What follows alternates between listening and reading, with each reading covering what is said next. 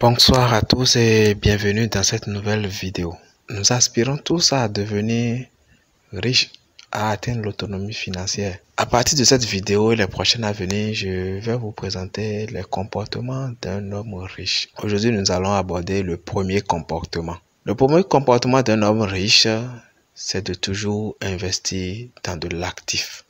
Un riche n'investit pas son argent dans du passif. Je vous dis encore très bien, un riche n'investit pas son argent dans du passif. Alors donc, lorsque vous voyez des gens dans vos quartiers, dans vos villes, dans le pays, dépenser tout le temps dans du passif, ne pensez même pas du tout que ces gens sont des riches. Je fais toujours une différence entre avoir l'argent et avoir la richesse. Celui qui a la richesse ne saurait jamais investir dans du passif. Et qu'est-ce que je mets dans du passif? Jeune étudiant, en première année, deuxième année, licence, qui tend toujours la main à ses parents. Mais son objectif, c'est d'avoir iPhone 6, iPhone 7, Snapchat, WhatsApp, Facebook, statut à longueur de journée.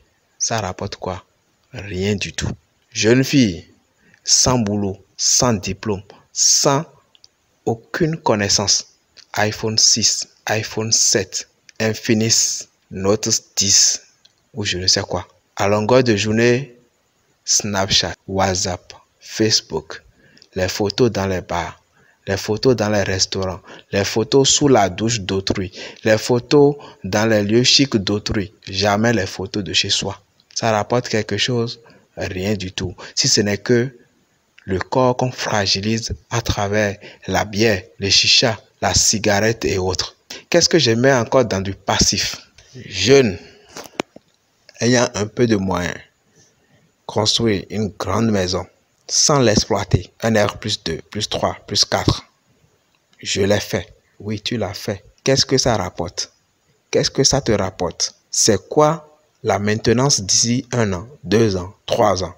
L'as-tu planifié? Aujourd'hui, plein de gens ont des maisons à étage à Cotonou et ils sont incapables de grimper au premier étage. Je dis bien, ils sont incapables d'aller au premier étage. Jeune, tu dois devenir conscient. Jeune diplômé, nouveau boulot, location de maison, 2 chambres salon, 3 chambres salon, 70 000, 100 000 pour faire chichi. Est-ce que la maison rapporte quelque chose? Rien du tout. Ton boulot est à 2 mètres, 500 mètres de chez toi. Voiture de luxe, tu ne vas nulle part. Ça ne rapporte rien du tout. À part les enterrements tous les week-ends, les sorties en boîte tous les jours, en buvette tous les jours. La voiture va s'amortir. Ça ne rapporte rien du tout. Il faut réparer la voiture. Ça ne rapporte rien du tout. Vous allez me dire que c'est le plaisir. Oui, c'est le plaisir. Et ce plaisir va durer combien de temps? Ce plaisir va durer combien de temps?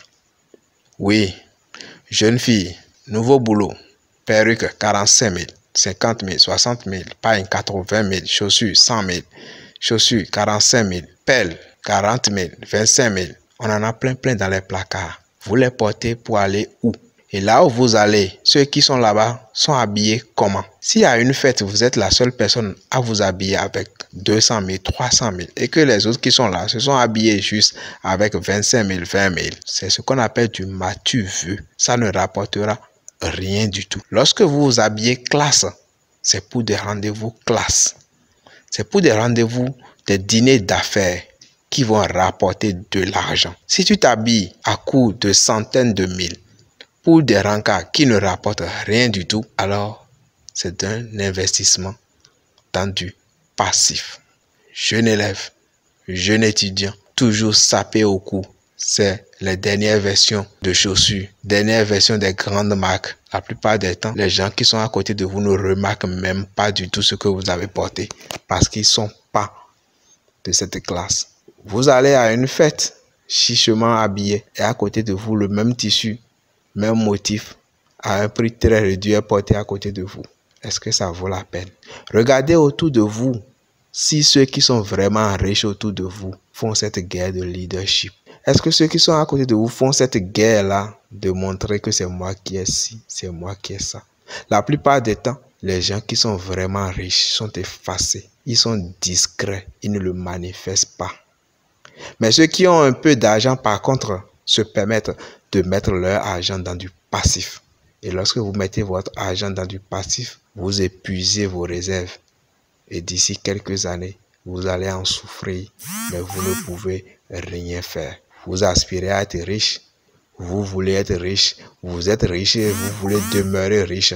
Alors arrêtez d'investir dans du passif. Merci et à la prochaine vidéo.